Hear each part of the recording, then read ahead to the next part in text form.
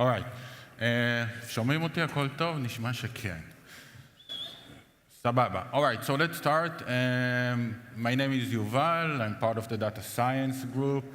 I'm going to tell you the story behind the first ever attempt to actually train LLM and diffusion models to basically beautify a website, taking an ugly website, throwing it to the LLM, making it beautiful. It was a huge effort by basically almost the whole data science group, together with a design lab that was built specifically part of the design guild. Also, that's going to be a story about multimodality and specifically about vision versus text. We're going to try to find out what is preferred by AI and some experiments we did on that domain. All right, I will demonstrate this multimodality battle by the introduction slide, right? So this is basically my, let's say, professional history on a vision-only basis, right? So only visual icons. Some of you will recognize some of them, some of you won't recognize other. If we'll go to text only, right? So we have Ben Gurion University, Bar-Ilan University, Cornell University. We have Intuition Robotics, that is cool. Robots, obviously. Wix, you all know. But most importantly, behind the image, there's an extremely handsome man, all right? Now, let's put both of them together, right? Both text and vision. So now it's much easier, right? Everything makes sense. It's obvious that this is an extremely handsome man. Cool. Let's see what the plan is, right? The objective, again, to train an LLM and diffusion models to turn ugly websites into beautiful ones. We're going to start with training actually a beauty scorer, right? Given a website, what's going to be its score? It's beauty score. Is it ugly? Is it beautiful? Is it average? This is super important both to evaluate the model, right, to see whether it did good, but also to build a data set, right? And we'll see that in a second. Then we will define the flow, what the inputs and the outputs of the model. We'll explore some base models to begin with, then to train. We're going to build the training infra, the data sets, and we'll train and evaluate. All right, we come again to this whole multimodality and what's better already in the beauty score, right? So we're going to introduce 3 different versions. This version is vision only, right? It is built upon a vision transformer. We throw the screenshots of the website to it through an image encoder, some transformer blocks, and in the end, a fully connected classification head with softmax to get a score. So again, vision only based on siglip2 from Google. The next one is text only. How are we going to do text only?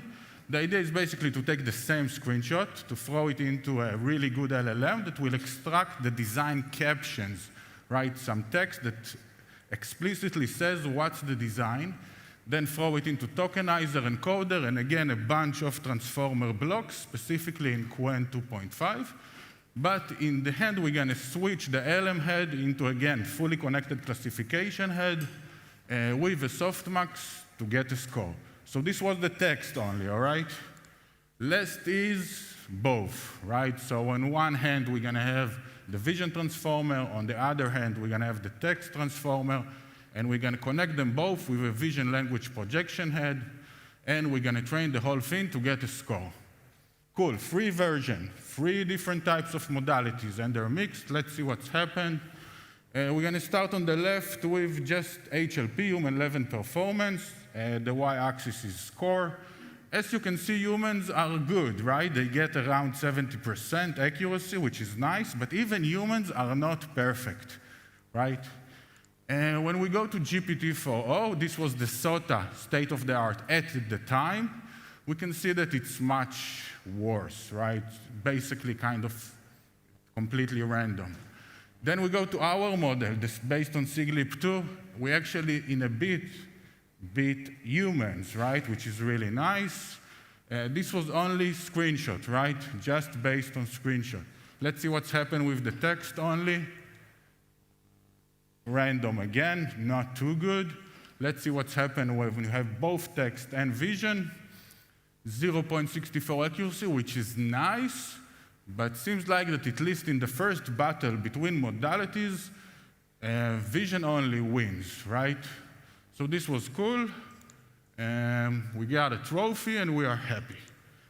Cool. Next stage is to explore base models. We need strong and good foundation models to train. So there are many out there. You all know Llama, probably DeepSeek, Mistral, Minimax, Kimi, and so on. How would you choose the optimal base model for you? So first you got to check its performance on base level before you train anything. But the second thing is to check how good it is in actually being trained. Some models are really don't want to learn, right? It's a thing. Llama is really known for that. It can be really good at the base tasks, but once you're going to train it to do whatever you want it to do, it will collapse.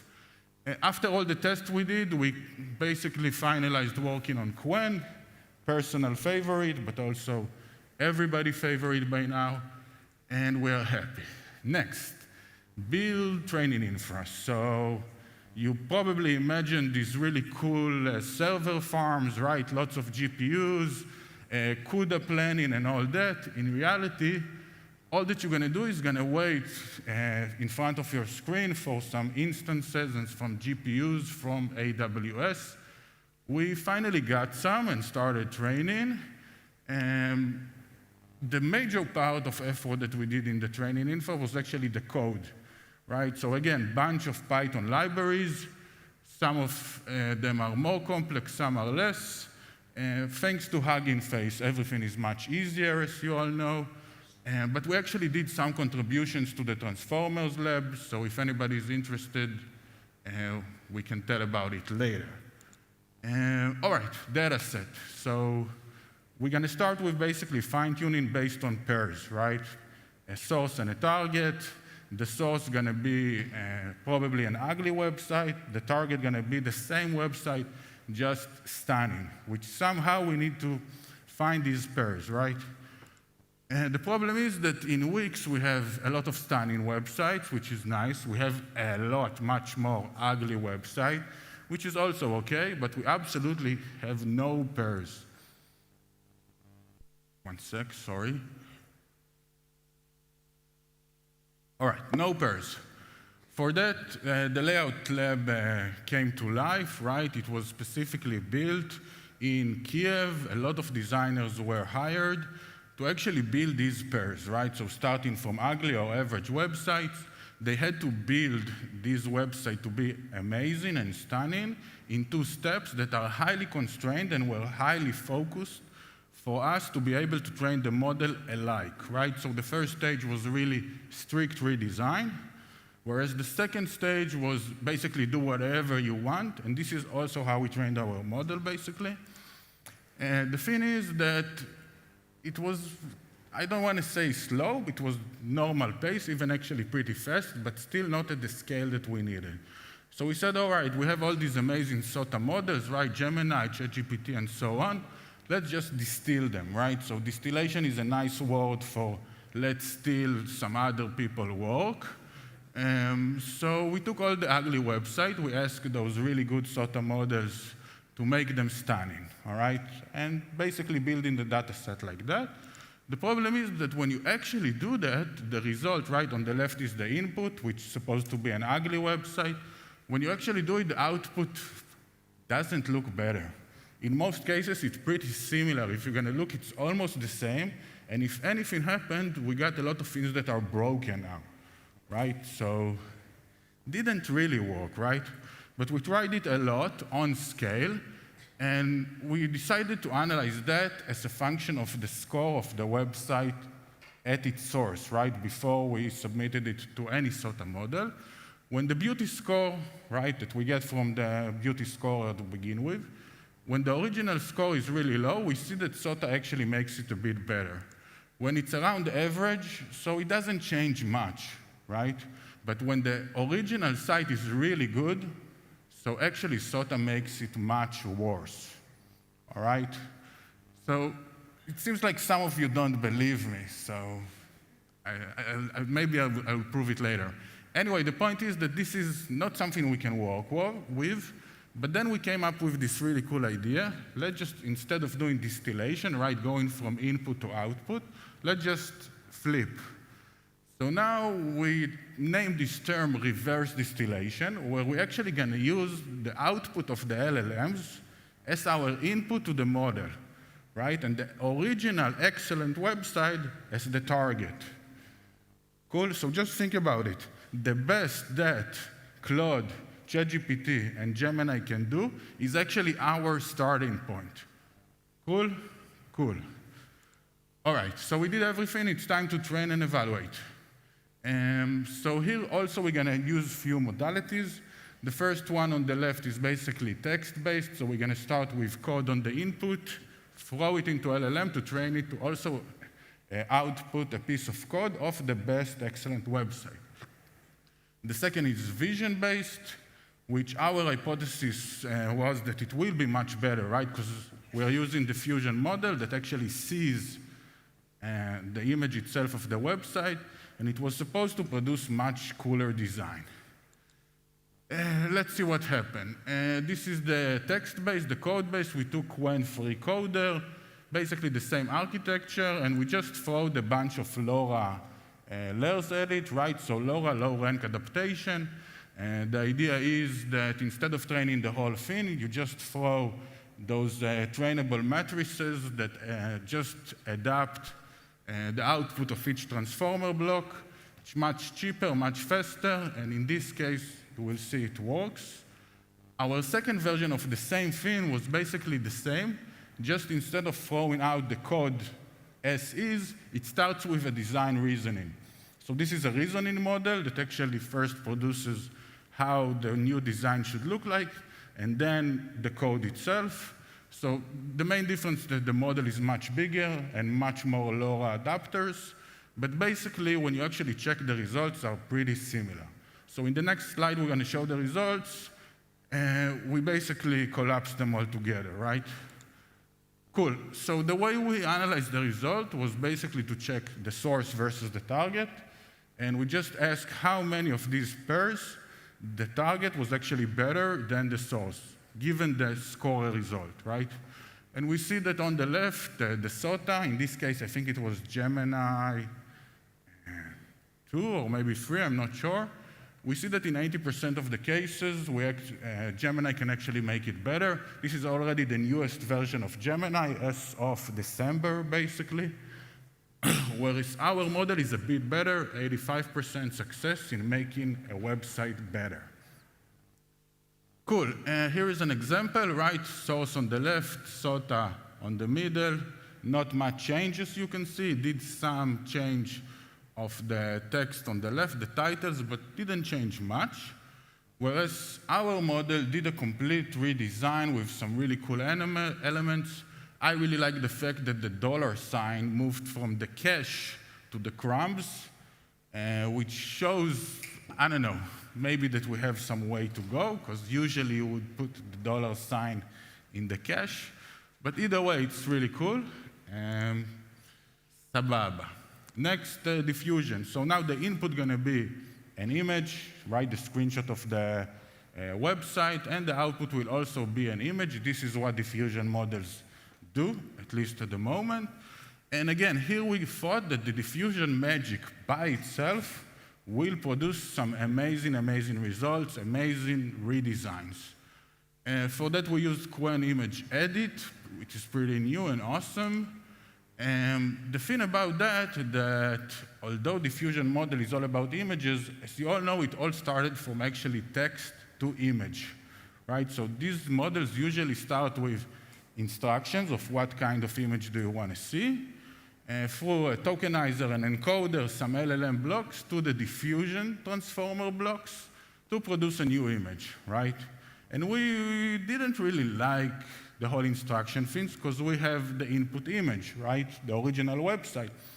And we want to keep a lot of the objectives and the design, not actually the design, but at least the components of the original website intact while changing the design itself. So it's a really, let's say, a delicate balance between these two streams to make the model understand what it should keep intact, right? Like, let's say, I don't know, images of the yoga instructor of your specific website. If it is really the yoga instructor, you want to keep the image intact, right? You're going to change the design throughout. So basically, our idea was, let's keep the edit instruction all together and just throw those bunch of pairs of before and after on the model, and it will learn by itself the right transformation, what should be kept, what not, and so on. So this experiment was basically the whole thing, instead of multimodality, image only, right? Let's see if the transformation succeeded. This is the original. We throw it into this Qwen image, the trained one, and we see that the output didn't change much, right? Other than weird things that happened and were added, most of the things didn't really change at all, and if anything, just noise was added. So basically, we changed the approach. We said first, let's just focus on re-layout, which we saw is really hard. It's really hard for diffusion model to move things around. And second, let's put our focus on instructions, all right? Let's go back to inject the instruction the way they should be. We did a bunch of experiments on that, and let's see what happened. So X source on the left. This is SOTA naive, basically telling SOTA, change the layout so it will be professional, amazing, stunning, blah, blah, blah. As you can see, nothing basically happened, right? The output is exactly similar. Next is our model. Things changed, right? Like at least layout. We're talking about layout now. So pretty dramatic change. You see that the text is a bit distorted, but it comes with the title. And last, we took the same instructions, right, that we optimized for our model and throw them in the SOTA model. And you see that now it does better, right? And it's kind of similar to our work, but not exactly. So it failed to follow instruction exactly, but it's pretty good. All right, when we sum everything together, we take the source and the target, and we ask in what percentage of pairs we actually improve the layout. So we get those really high scores, like over 90% of layout improvement. SOTA naive does it only in 1/5 of the cases. And SOTA with our instructions almost hits 80%, right? So it seems like that at least in diffusion, you can't basically just discard the text modality, right? Diffusion model were really built to extract most of the direction, right, the driver of the change of the generation from the text tower and not from the image tower. All right, so this gave us some appetite, right? And we tried to train a model, the same model, but on full redesign. And as you can see, this is just an example, a pretty dramatic change, and a pretty good change, if I may say. So to sum everything together, we took now all approaches on one website, right? So here is the website at the source. Here it is when it's given to SOTA. This is SOTA LLM, not SOTA Diffusion. Not much of a change, but there is some change. Here is our model, the coder model, right? The first one we saw. Pretty cool, right? Pretty intense change.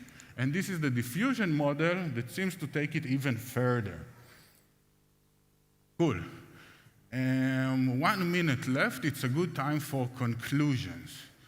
So first, I think it was the first time at Wix that someone trained LLMs and diffusion models to redesign website, maybe also elsewhere, but for this case for sure. And we showed that this is possible and works. We talked a lot about multimodality. We saw that the balance is really critical at the diffusion part and not at the LLM part. The LLMs can actually do pretty good without seeing anything, right? It was just code at the input. That's it. Whereas diffusion models really need both. Cool. Last, our model seems to take design further than SOTA models, which is really cool. And basically summing this conclusion up got us to a point where now our model is deployed as part of Harmony. and it is the major backbone of Harmony, which is super, super cool. And I would like to finalize by saying thank you for the entire remake team, huge team, like 30 people that worked really hard and did amazing work. But I also want to thank you guys, amazing audience.